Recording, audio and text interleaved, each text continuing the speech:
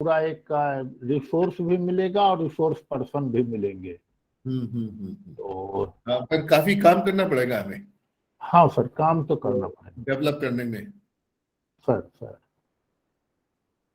Sir basically अभी ये idea बहुत इंस्टीट्यूशन कंसीव नहीं कर पा रहे हैं, वो समझ नहीं पा रहे हैं कि कैसे होगा, क्या करना रहेगा। 2-3 इंस्टीट्यूशन में करेंगे, रोल आउट करेंगे सर, उसके बाद मालूम चलेगा, things will evolve. Yes sir. दोनों इंस्टीट्यूशन बहुत इंटरेस्टेड हैं सर। काफी, दोनों में करना चाहिए। We should go ahead. Yes sir. Sir, around 21 institutions have submitted their interest. Okay. For this program, sir, and we are planning to visit in these institutions, sir, as you have visited in RKGIT and KIT. Yes, sir. So, ठीक है, setup करिए, just let me know. yes sir. कर रहे हैं sir, continuous dialogue चल रहा है sir उनके साथ कि क्या क्या हम लोग कर सकते हैं, कैसे कर सकते हैं। Okay sir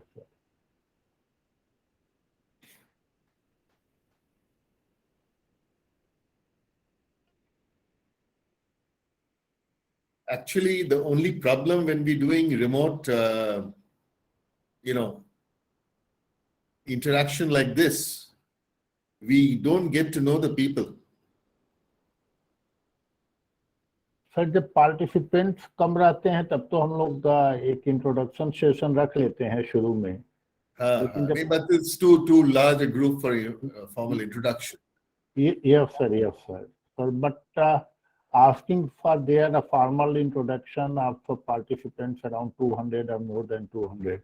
That's not possible. That's not possible, sir. So, sir, but what we will do, what I was thinking is, let people ask questions as we go along. Yes, sir. Yes. Questions that can switch on their video also. We can see who's asking questions. At least those who are asking questions, we could see their faces here. Sir. Because then the interaction improves.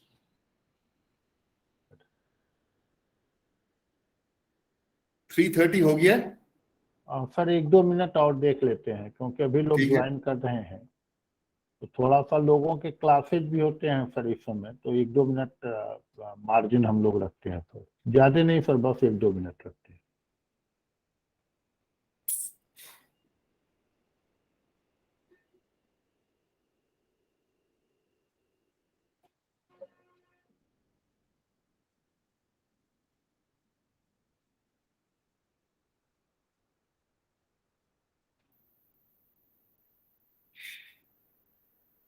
I want to test out a recording tool which is installed on my system for Google Meet. Yes sir. हम on कर देंगे when I'm starting. Sir आप एक बार test कर लीजिए, आप slide test कर लीजिए। स्लाइड हम ऑन कर देंगे when we are starting. ठीक है सर, ठीक है sir.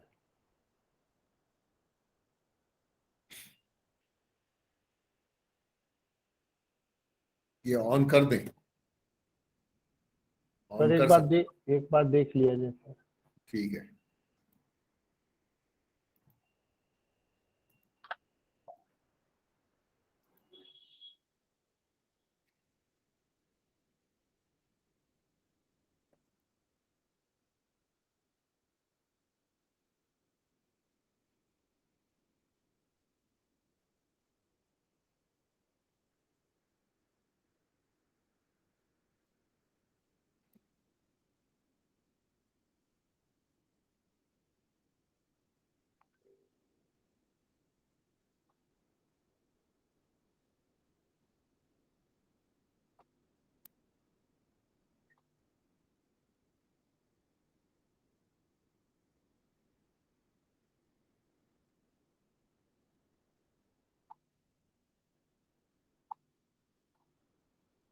How come it's not coming?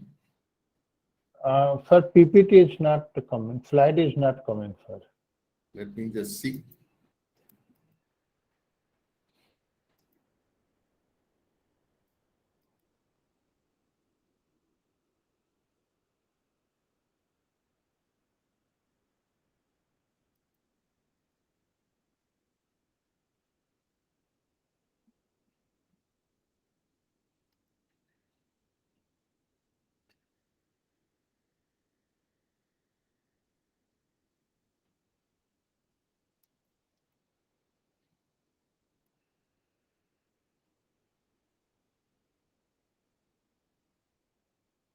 Still not coming?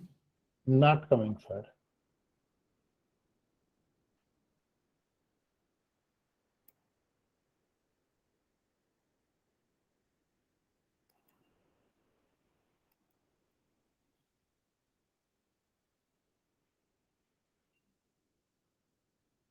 It's come now? Sir, yes, now it is coming, sir. Okay. Now it is coming, sir. So, sir,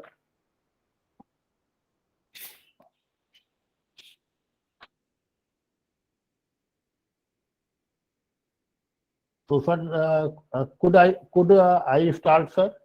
Yeah, sure. You start. I think we could. We already 3 minutes over time. Yeah. Yes, sir. And the participants has reached a number of 100, more than 100. Sir. Okay, fine. Then let's get started. Sir, thanks, sir. Dear academicians, we are very privileged and fortunate that Engineer Somnath Ghosh has accepted our request to take one session for the faculty development program and to interact with young engineering faculties. Engineer Somnath Ghosh has a very excellent and very, very great achievements in his career. He has completed his bachelor degree in chemical engineering from IIT Kanpur and MTech from IIT Delhi. And having more than 40 years experience in engineering, technology, management, and quality assurance, quality certification, and national accreditation area. He is former chairman and managing director. He is former chairman and managing director, National Research Development Corporation, NRDC.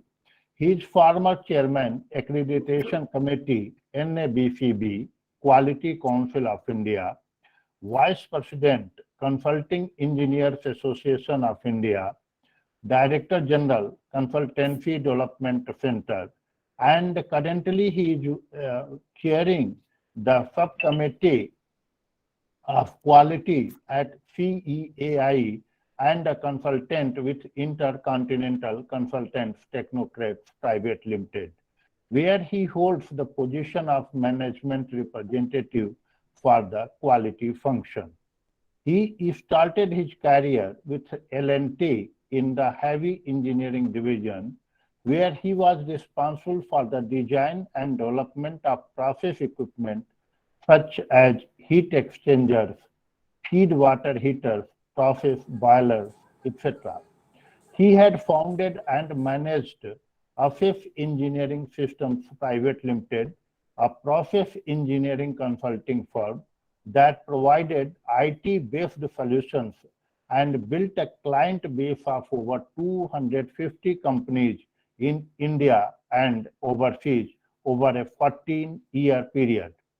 At a personal level, he is actively involved in the social sector, developing natural fibers that are certified organic from wood, eri silk, cotton, bamboo, etc., largely meeting demands from the export market.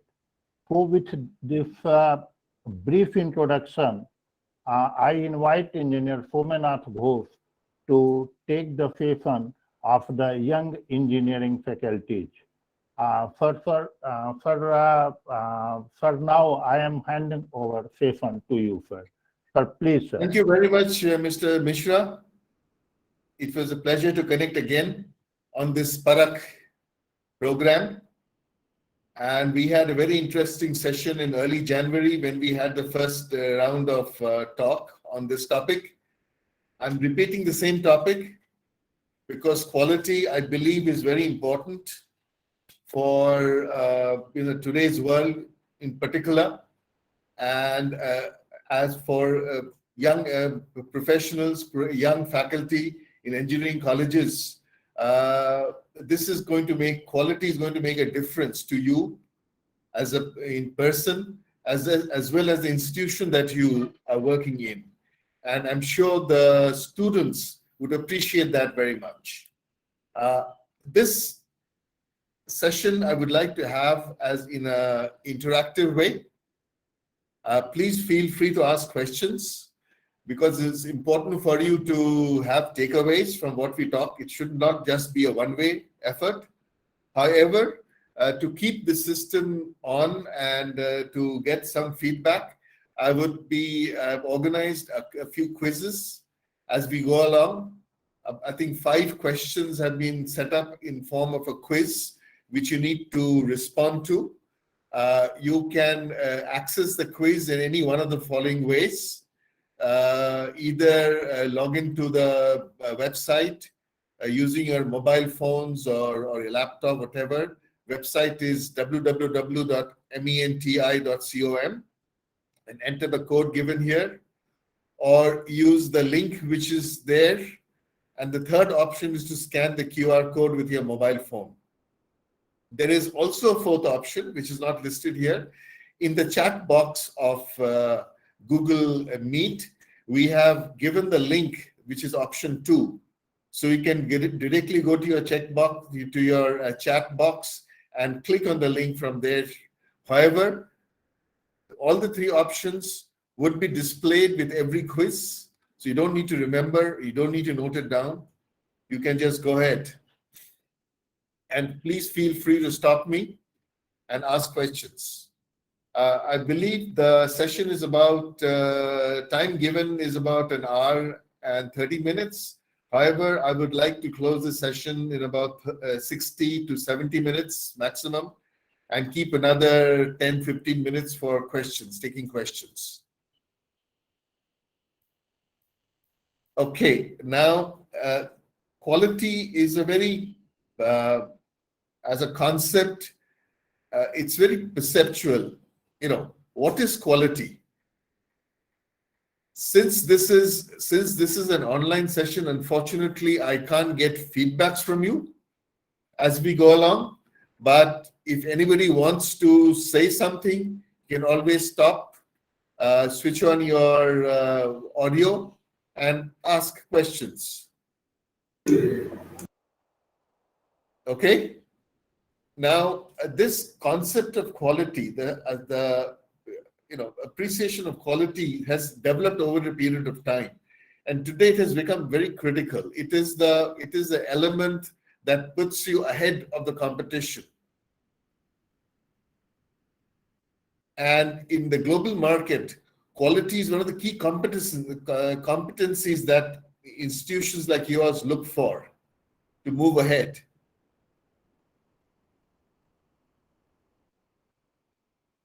Does quality cost money?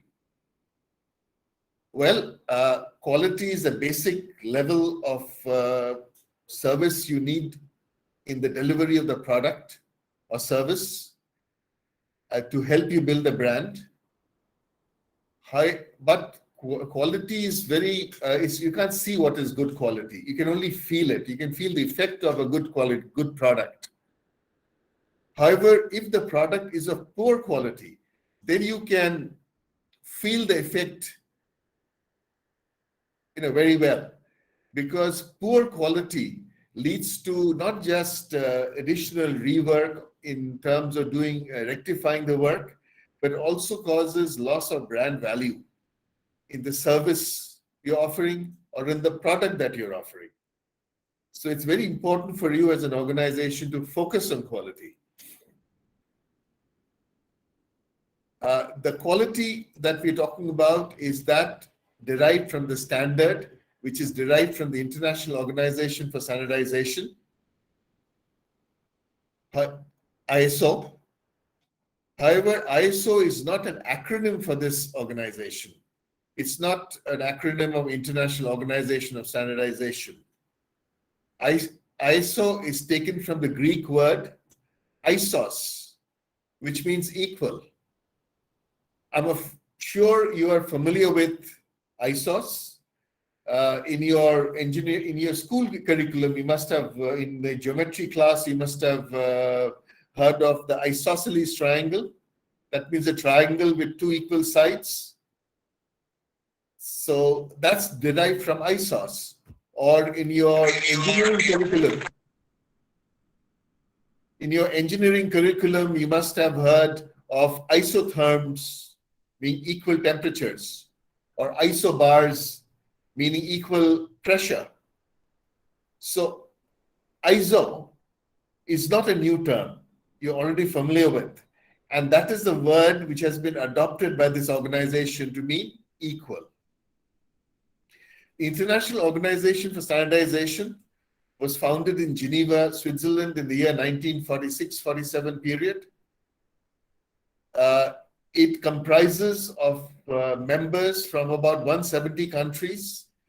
The national standard institutes from these countries are the members of International Organization for Standardization. And from India, the Bureau of Indian Standards, BIS, is a member there. And in fact, BIS has been a founder member right since 46-47 when this was founded.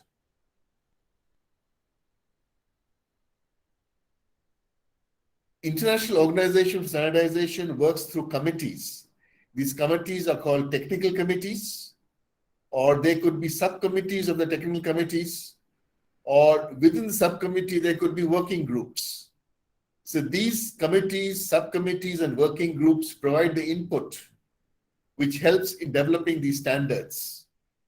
Today, over these last 70 years, there are over 19,500 standards that have been published so far. However, amongst these 19,000 plus standards, the most popular one is ISO 9001, which we are going to talk about today. So here we have the first quiz. What does ISO stand for? This quiz is open for 60 minutes. You can access it through any of the ways by menti.com or by scanning the QR code, or you can get the link from your chat box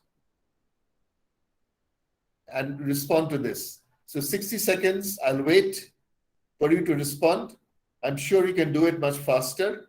Please register your name before registering for the quiz so that we know at the end of the 5 rounds of questions that we have in this quiz, who is the winner. And we will announce the winner by mail. There is a scoring process. Scoring is based on getting it right and how fast you get it right. So both these metrics are there for you to help you to get the score. Good evening, sir. It's not working. Not working? You can scan any one of this, or there would be this thing. Okay, sir. Done. Yes, sir. In the chat box. Yes, sir. Yes, sir. It's working now. Okay. Yes, sir. Done. Okay. 60 seconds are over and moving on. What does ISO do? As I said, ISO is an international group that develops standards of all types. ISO 9001 is a quality management standard that gives the requirements for building and maintaining an effective quality management system.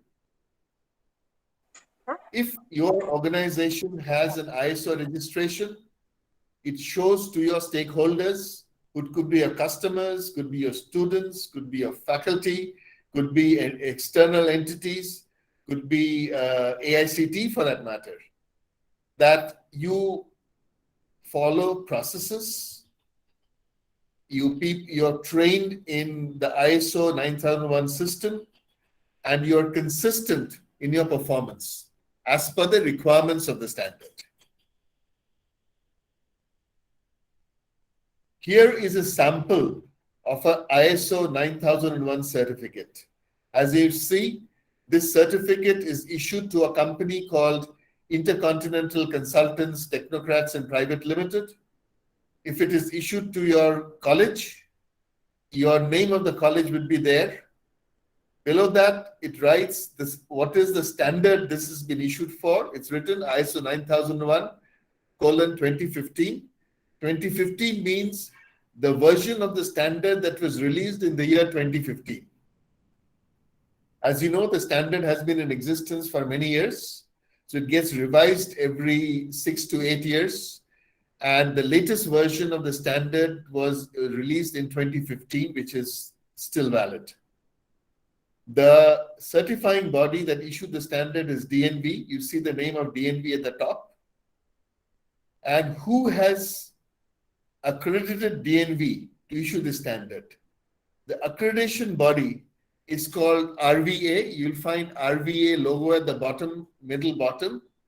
And on the right of RVA logo is IAF, which is the logo of the International Accreditation Forum. So accreditation is the international body. IAF is the international body which accredits the national accreditation bodies. In India, the national accreditation body is NABCB. However, as per WTO, you can get your certification under any accreditation body from any country that is a member of IAF. IAF adopts these standards from ISO. ISO only develops standards. It doesn't do certification. It doesn't do accreditation. Management of the accreditation is done by IAF.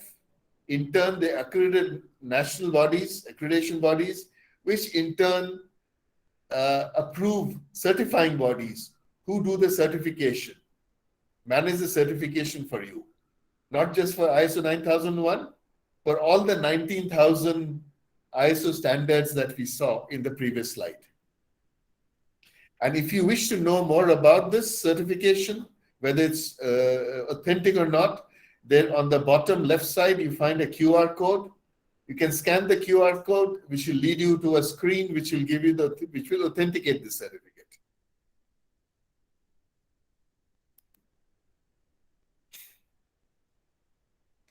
How was ISO developed? This is called the ISO 9000 series, which comprises of a group of standards. And this was developed by a technical committee called TC176. I'll tell you in the next slide how TC176 was set up. These technical committees are basically made up of professionals from the member countries of ISO. Like, for instance, from India, it would be from BIS, Bureau of Indian Standards. And these member bodies, they sit down, discuss, develop these standards, they discuss within them and adopt these standards through a consensus process.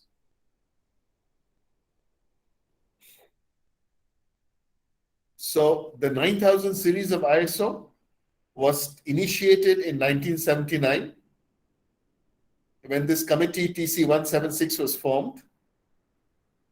Initially, there were only 20 members called P members, called the active participants. Another 14 countries joined as observers called O members. Today, the number of countries participating in ISO is about 176. And there are 50 P members and 20 O members. This new committee placed its work. It took about 7 years to present its work to the ISO committee. And it presented it in 1986 and it was finally adopted in 1987. So the first version of ISO 9000 is dated 1987. When they came up with this series of ISO standards in 1987, there were 3 parts to this series: ISO 9001, 9002, and 9003. However, now 9002 and 9003 have been dropped. So we only have 9001 remaining, which comprises the standards for products as well as for service.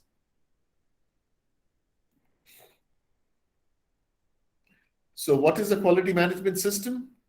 Quality management system is derived from this ISO 9000 series of standards.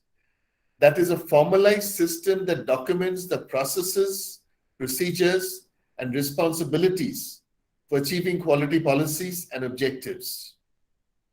A quality management system helps to coordinate and direct an organization's activities to meet the customer and regulatory requirements and improve its effectiveness and efficiency on a continuous basis.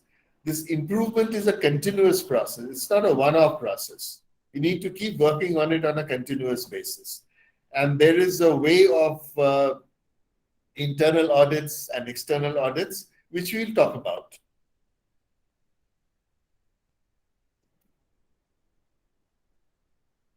As I mentioned, the current version of the quality management system is ISO 9001:2015, which defines the requirements of the quality management system and is the most prominent approach to quality management system.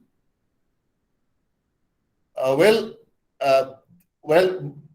lot of people refer to the ISO 9001 as a quality management system, but a QMS encompasses a much wider framework of standards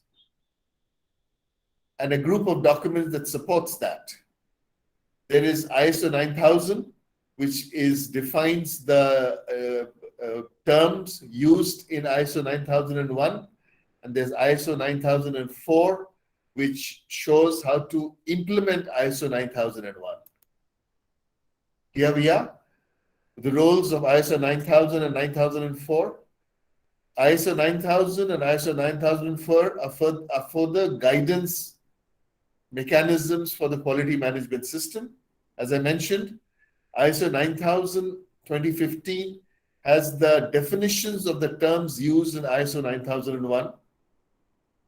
And 9004, ISO 9004, the last release was in 2004, provides the guidance for the performance management. These are not normative standards. That is, they do not provide, these are not prescriptive. These are just provide overall guidelines that helps you to set the benchmarks. It's for you as an organization to define your own procedures based on the systems that you follow, which you need to map.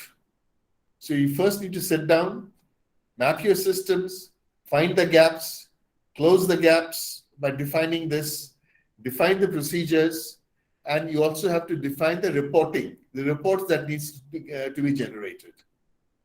This all needs to be documented in the procedure document. That becomes the compendium for the quality management system.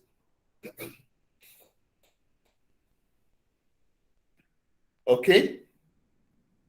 With this, we come to the next quiz.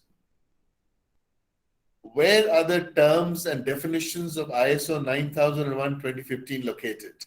Is it in Wikipedia? Is it in ISO 9000:2015? Is it in 9004/2004? Or none of the above? Please use the same method to access the quiz. Write your name and respond. The quiz is open for 60 seconds. However, I will wait for about 30 seconds and start with my talk. You can take 60 seconds to close it. Once you close, you can join the talk.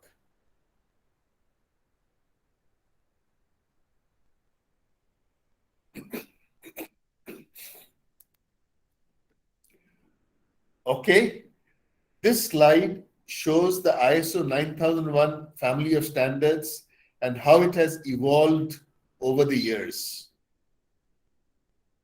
The first release was in 1987, as I already mentioned.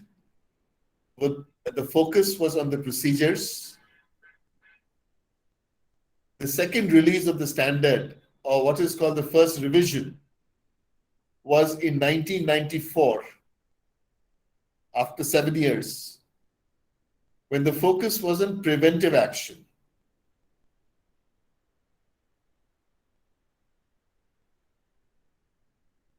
The next release was 6 years later, in the year 2000, and the emphasis changed. to using a process approach and Pdca. What is Pdca? We'll talk about in the subsequent slides. But 2000 and 2008, the focus was in process approach and Pdca.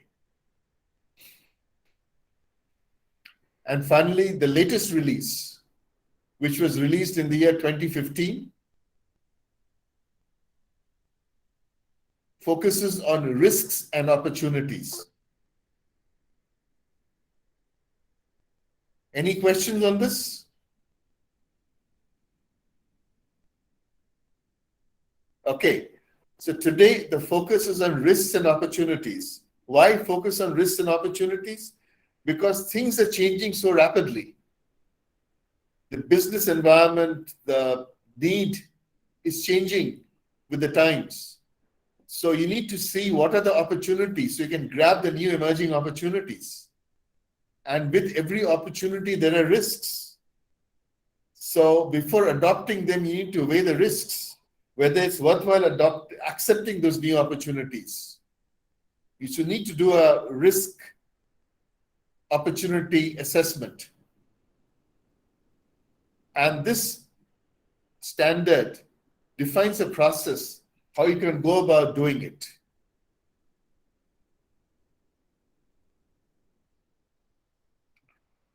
These are the elements of the standard.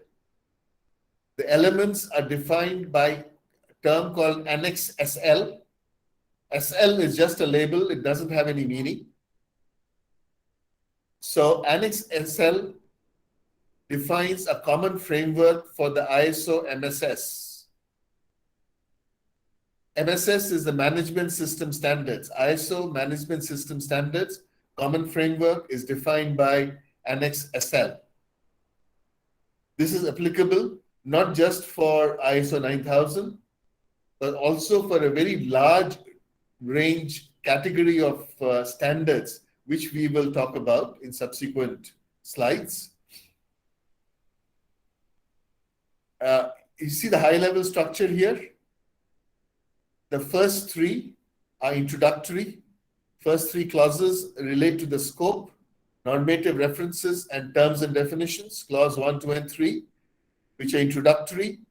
And then you have the basic clauses, which are common to all the management system standards, clauses 4 to 10. 4 is context of the organization. Clause 5 is leadership, which is very critical. That's the driver. Clause 5 is planning. Clause 6 is planning. Clause 7 is support. Clause 8 is operation. Clause 9, performance evaluation. And clause 10, improvement. So all these family of standards, the ISO management system standards, need to be consistent and compatible, thus bringing about a harmony in the structure. Therefore, if you're an organization has got multiple standards, it becomes that much easier for you to manage the entire family of standards. Sample lists that conform to Annex SL. In the year 2020, the Annex SL has been renamed as Annex L. However, we're still following the popularly still called as Annex SL. So don't bother about Annex L at the moment. It's still called Annex SL.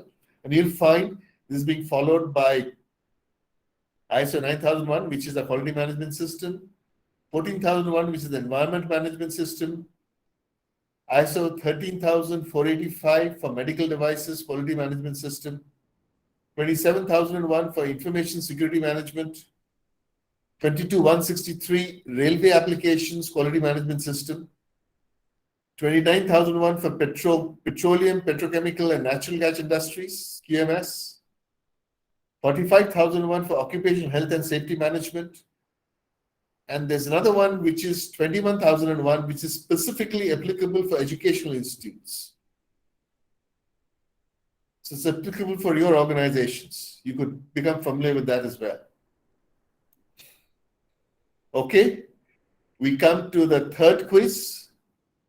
The Annex SL framework is designed to, one, to make it harder for organizations to understand ISO management systems, make things more complex so that quality managers have higher salaries, or to easily understand the management systems and implement multiple ISO standards.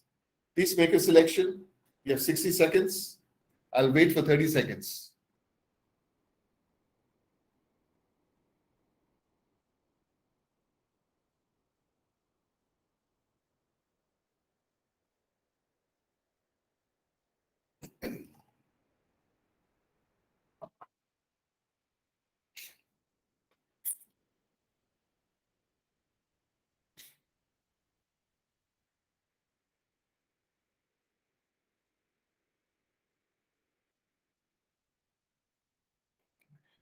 Okay.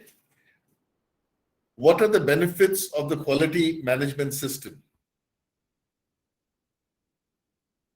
Implementing a quality management system affects every aspect of an organization's performance.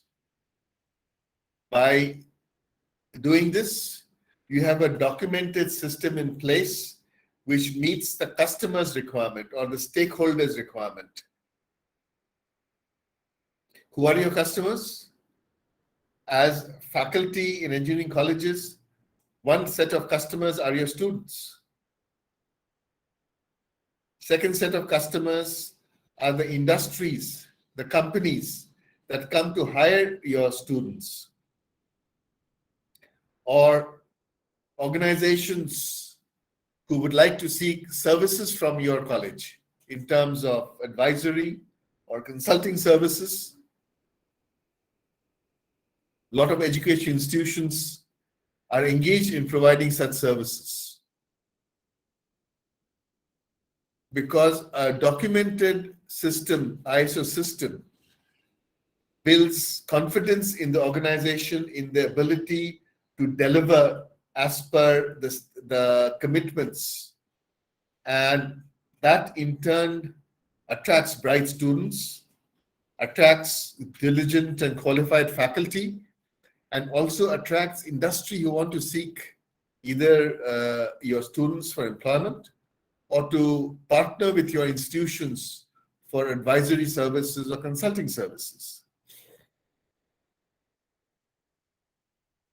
And meeting the organization's requirements ensures that you comply with all the regulations that are there for management of the education institution. As you know, the education institute also has to comply with a wide range of compliances, with a wide range of regulations, meet AICTE requirements.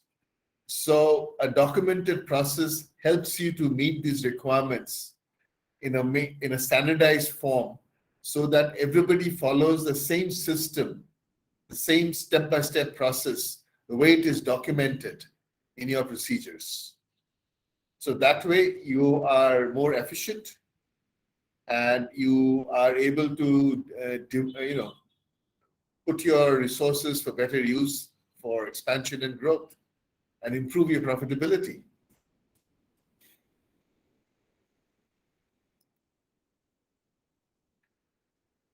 So in turn, what are the benefits of the quality management system? By defining, improving, and controlling processes, you can reduce waste, you can prevent mistakes, you can avoid doing repetitive things, you can lower costs, you can facilitate identifying training opportunities, engaging staff, give a direction to your institution. The management has a vision in place. The institution can align with the vision of the management for achieving greater heights. And you can communicate to your stakeholders your readiness to offer consistent, dependable results repeatedly.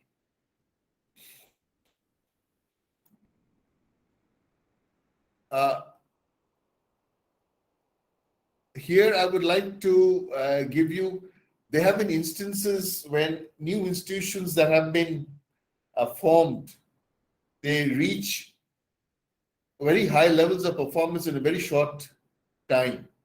One fine example is the case study of the ISB, International School of Business, which is into management education.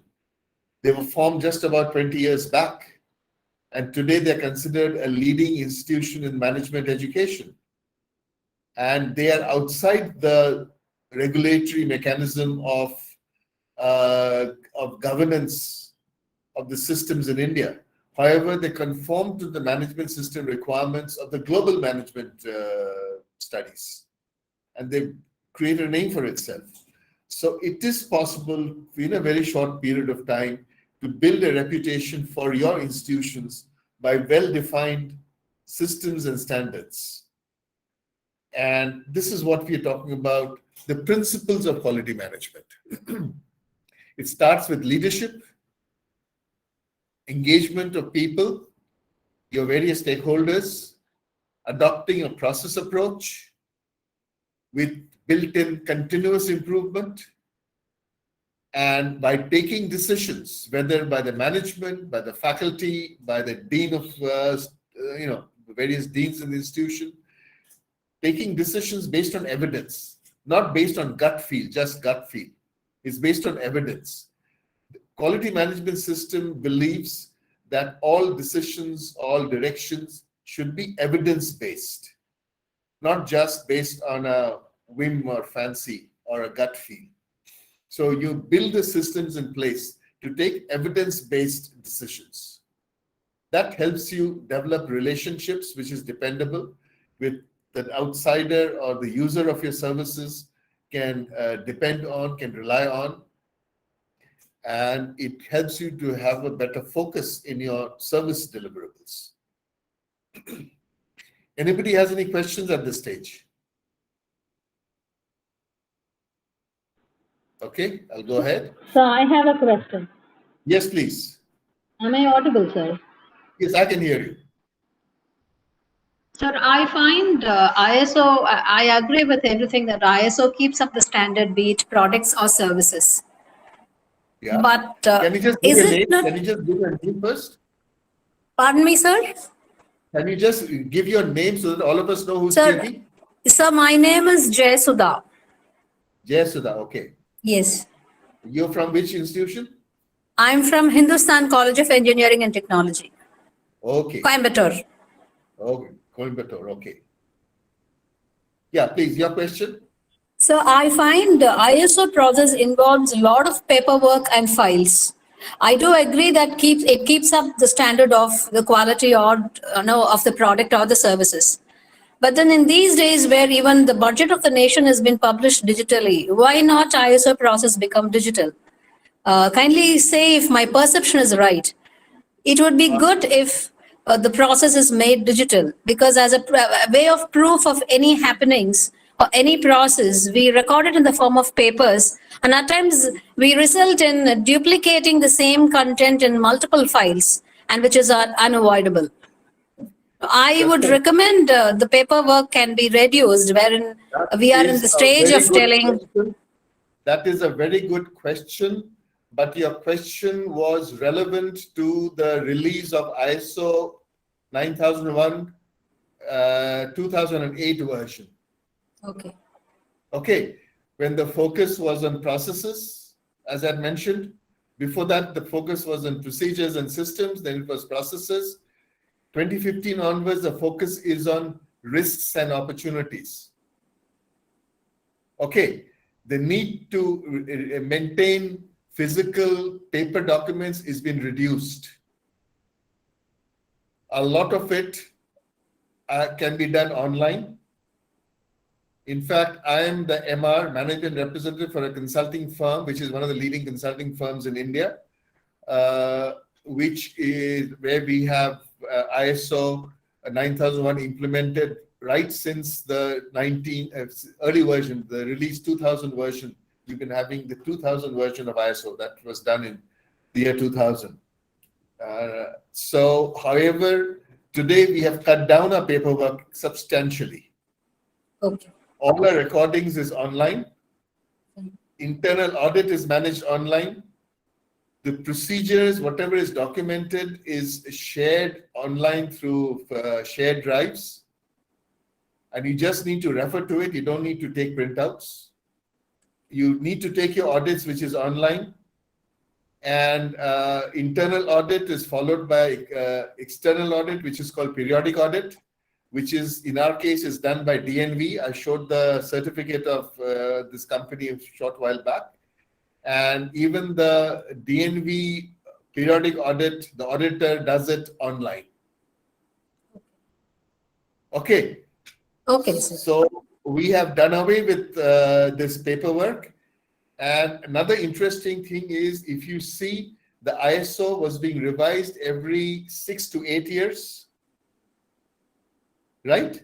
I showed you the journey since 87 to 2015. You remember the slide? Yes, yes, sir. Yeah, but now 8 years means the next revision should be due next year, 2023. Okay, 7 Thanks, years it should have been released this year, 2022. And if it is 6 years, it should have been released last year, 2021. But it has not been released. ISO has not announced a date for release. They are still working on this. There's a major revamp that they're working on. And I anticipate the delay is because they are going to go fully online. Okay. Okay. Just to give you an instance, the certificate which is being issued today by DNV is stored in a blockchain. There's no physical certificate. It's a blockchain. Certificate is stored in a blockchain. Okay. And they issue a copy of the certificate which I displayed to you, which has a QR code at the bottom left side I showed. And if you want to check out the veracity of that certificate, you just scan the QR code. So where is the paper? There's no paper. Even for the certificate, it's not on paper. Is your college certificate on paper? There are so many faculty members here. Tell me which faculty member has got his degree, engineering degree, that's not on paper. Is it on paper or not? Yes, no, I don't hear any voices. The degree certificate is in paper. On paper. Is it on paper, right? Let me Yes, assure sir. you, in the future, your degree certificate is going to be on blockchain. Let me assure you, if this transition will happen in less than 5 years. That's the direction we are heading. Okay? Got it, sir. I am a member of a group that is promoting metaverse. It's called VRAR, the VR Virtual Reality Augmented Reality Association. That's got a few thousand members across the world. They are developing the building blocks for metaverse. As you know, Google has already renamed itself as Meta. As you know, AI is becoming a part of our regular curriculum. You must be seeing the change happening in your colleges. So we are in that journey. And QMS would help you to document your systems so that when this change takes place, you'll be able to adopt it quickly. You could be the leaders in that adoption process rather than being laggards. This I can assure you. Does that answer your question? Yes, sir. Jayasudha? Thank you Does that very much, answer sir. you? I got it. Yes, yes, sir. Okay. So we are in a transition. You don't see all the effects right now. It's like a blind man describing an elephant. Okay. But the contours of this change will be visible, I'm sure, in less than 5 years' time.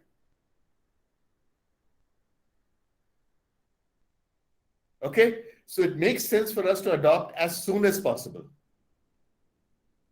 Here is a quote from Kim Soong, who is from the Quality Management Systems and Practices of a university in Malaysia. Empirical evidence supports the argument that by focusing on quality, an organization can substantially improve its performance. This is exactly what we've been talking about while responding to Jayasudha. And the value of the management is in what we do, not just in the documentation. The proof is in the evidence. The documentation is required to get the evidence in place. If you don't have the documents, people will not accept whatever inference you are getting through that evidence.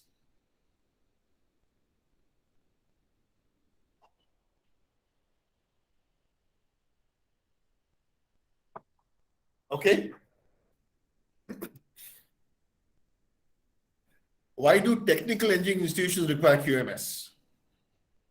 Institutions can achieve superior performance if they spend their resources towards improving their quality management system, towards enhancing the soft and the hard quality factors. I explained this already. And there is an advantage for smaller institutions because smaller institutions could enhance their quality management systems to achieve the level of performance of large reputed institutions. Small institutions are nimble-footed. It's easier for them to adopt change. Large institutions take longer to adopt change. But the change is happening so rapidly today. Change is approaching us at an accelerated pace. It's happening rapidly. We can't escape that change. And smaller institutions can adapt to that change a lot faster than larger institutions. So here is an advantage that you have for smaller colleges. Why do technical engineering institutions require QMS?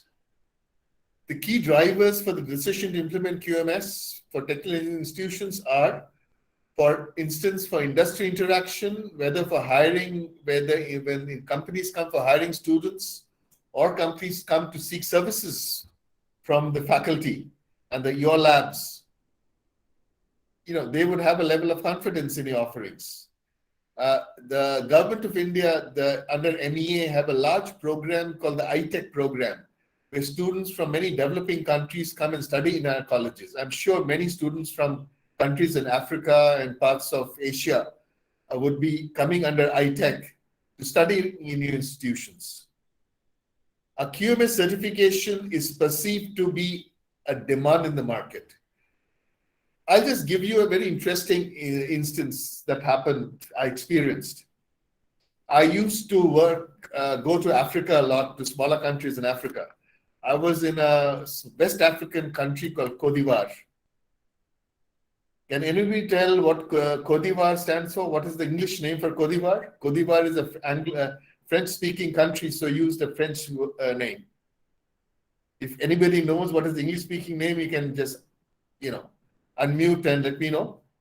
So the day I was returning, I was at the airport changing the local currency back to dollars. There was a young guy behind the counter, saw my passport. He said, "Oh, you're from India?" I said, "Yes, of course I'm from India." He just came out from the cabin, he said, "I want to meet you. I want to come to India. I want to come and study in India. I want to go to Bangalore." In these countries in Africa, the aspiration of young students, young people, is to come to India and study. Kind of aspirations a few decades back, Indians used to have, wanting to go to the US or UK. These youngsters in Africa want to come to India to study. And the ITech program is doing phenomenal work in providing assistance for studying in institutions in India. And how do they select these colleges? By some kind of assessment. And one of the criteria of assessment could be a quality management certificate.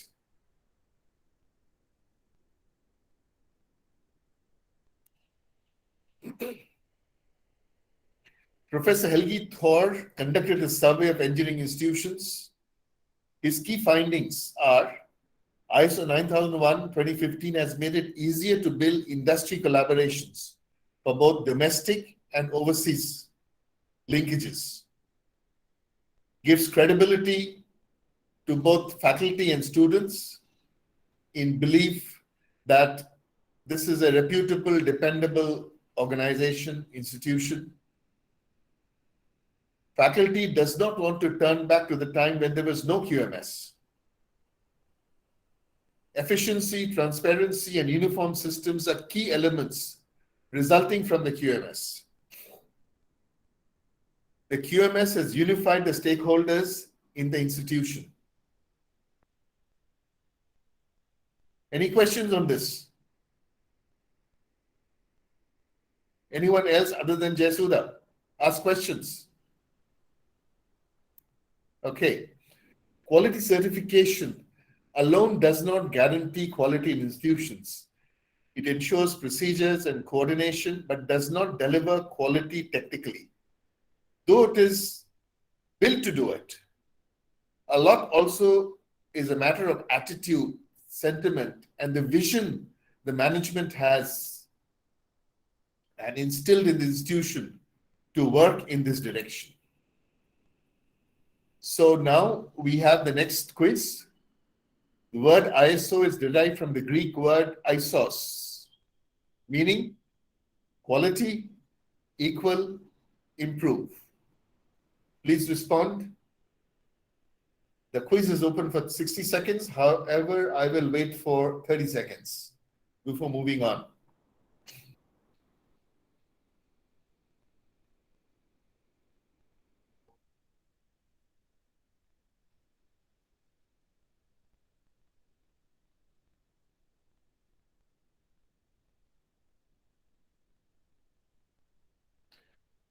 Okay. When should an institution get certified for QMS?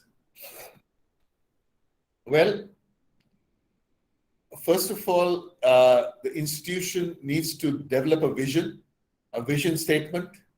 The management and the senior staff need to sit together and develop a vision statement and develop a systematic, organized, and documented approach to education. Then you need to see who are the people who would need to be involved in managing this, because there are two components to managing this. One is through internal audits, which is to be done internally by the faculty, and even the students can be involved in internal audits. Maybe the management can incentivize the students to do internal audits. And the periodic audit, which is the external audit, is done by a certifying body, which you can select from the member list of NABCB, for instance, and you are set to go. Before establishing the quality management system, you must identify the gaps and document the processes and map them. The QMS design should be influenced by the needs of this institution. And then you need to develop the linkages through the Pdca system. Pdca stands for Plan, Do, Check, Act. How that works, I'll show it here. This slide gives, in short, the entire structure, the construct of the QMS quality management system. You have clause 5 at the middle, which is the leadership. Clause 6 is planning. So with the planning clause, you do the planning process, which takes you to clauses 7 and 8, which has to do with the support and operations. So that determines the do action. That leads to performance evaluation, clause 9. And whatever you're doing, whatever you're performing needs to be checked through the check process. And if there are gaps, you need to implement some improvement processes, which is defined in clause 10. And you act on that and complete the cycle. Plan, do, check, act through the clauses of this quality management system, so that the context of the organization, which to deal with the customer requirements and needs and expectations of interested parties are aligned to provide customer satisfaction in your deliverables, which could be products and services. For instance, for an education institution, your deliverables are both products and services. Products, because your students are your products, output are your students, the quality of students, and the brand that the students develop is based on the services that they're able to perform once they join the organization, where they're working, where they're employed. Secondly, I'm sure your education institution would also be interested in engaging in consulting services or advisory services. So these are the services that you can provide to your external world, either to the industry or to government entities. And the QMS will certainly help you in a big way in doing this. Now, this Pdca is not just one cycle, but it is a set of interrelated cycles.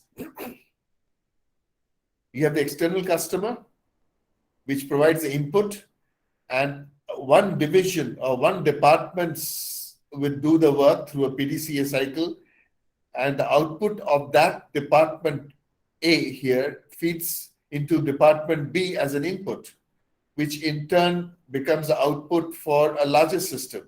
So in a large organization, in an education institutions, each department or sub cell of a department or a workshop or a lab will have its own Pdca, which in turn collaborates together to function in the larger whole in providing quality deliverables in products and services. This is a very small snapshot, but we need a lot more time and effort to explain this to you. And this is how you can improve your systems, to improve your quality. The steps for implementing QMS is listed here. I won't explain these because of short of time, like design, build, deploy, control, measure, review, improve. This was also mapped in the Pdca cycle that we discussed earlier. So we have another quiz on Pdca. 30 seconds for you. What does Pdca stand for? Please select.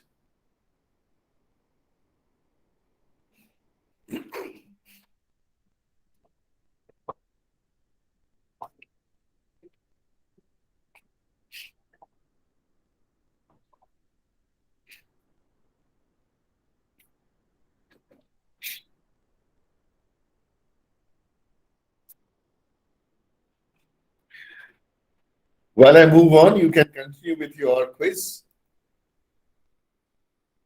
Here is a plan of how to implement QMS. First, you need to procure the standards. You must procure at least the two standards listed here, ISO 9001 and ISO 9000.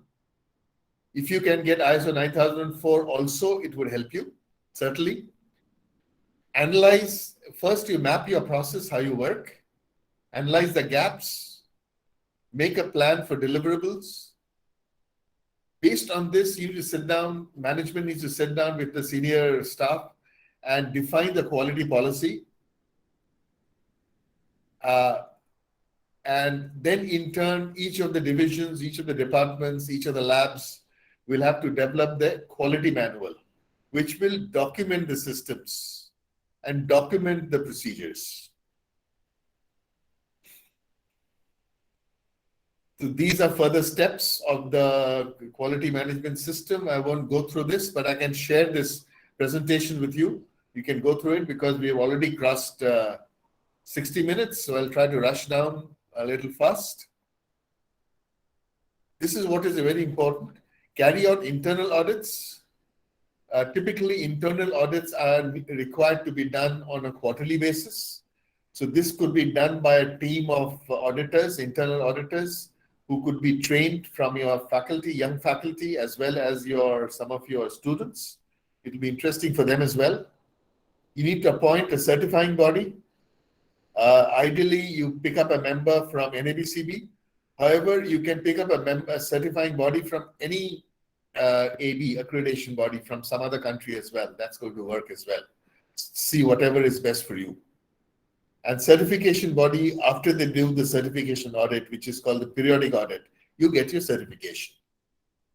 The certificate is valid for 3 years. So every 3 years, you need to go through a recertification audit with the same certification body for the renewal of a certificate.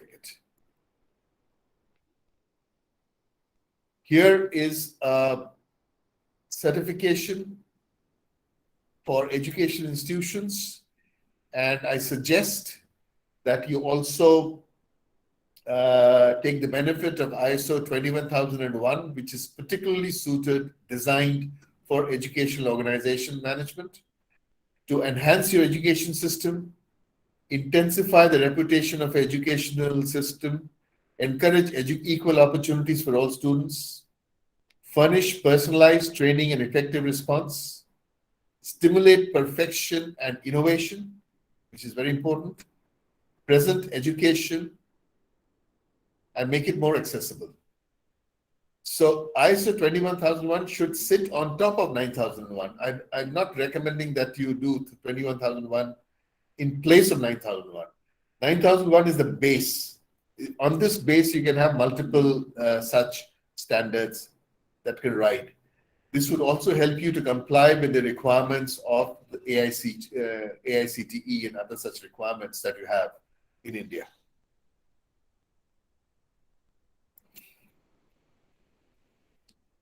With this, I come to the last slide, which is by a very famous quality guru, by Philip Crosby.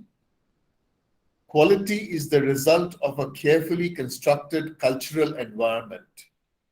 It has to be the fabric of the organization, not part of the fabric. What he means is quality is not a cloak that you wear. It has to be ingrained within the organization. That's when you're going to see the benefit to you and to your organization. Thank you very much. I'm free to take questions. My colleague Dheeraj is managing the quizzes. He will just, get the results out, and we will email the results to you to CIDC, who in turn can circulate to the faculty, to the attendees out here in this program. Thank you very much for your time, but I'm open to taking questions. Anybody want to ask questions? I'm open to take your questions and respond to you. You can unmute yourself and ask questions.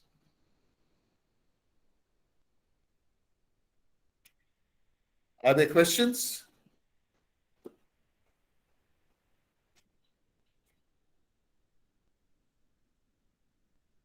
I don't hear anybody's voice.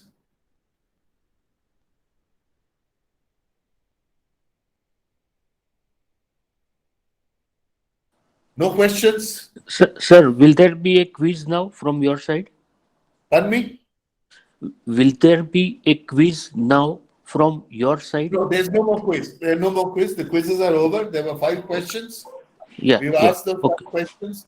We will just correlate, get the answers, and then circulate the results. Thank you very much, sir. Yeah. Thanks a lot, sir. Yeah.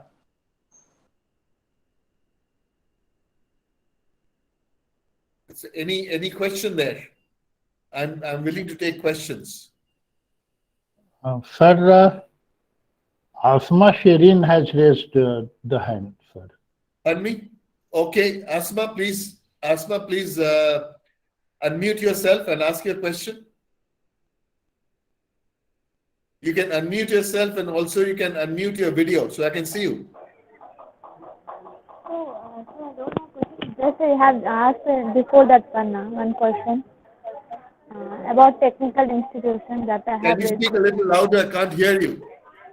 I just raised the hand at the time where you asked some question that technical institution was a quality management or not. At that time I raised my hand. Okay. Any more questions from you? No, sir. No. Thank you. No, okay. The session Does was very anyone nice, else has sir. any question? No, I have no question, but I appreciate your talk and presentation. It is so explanatory that there is no need to raise any questions. One can Thank you very understand, much. Can you identify yourself? and that is why I was also hearing, and I was understanding everything, and I have seen that this is a very good presentation, and you deserve it, and you are already authority on this subject. So no question is there, only appreciation is there. Thank you. Thank you very much. Sir, engineer Professor O.P. Gupta is our resource person. Basically, he is senior advisor of Right. CIDC and Okay. former chief engineer MCD. Yeah, of course. I know Mr. O.P. Gupta very well. I've met him, certainly. Yes, Very sir. bad. So, sir, Mr. O.P. Gupta has raised the point, sir. Okay. Thank you very Sir, much, Mr. Gupta. sir, one request. Kindly share your presentation, sir, please. Yeah, what I'll do is, I believe the recording would be available. Mr. Mishra? Yes, sir. Also, the Regarding PPTs which you have shown, sir, the Yeah. PPTs, The what recording you will have be shown. shared by Mr. P.K. Mishra, which will have the presentation inbuilt. Okay, sir.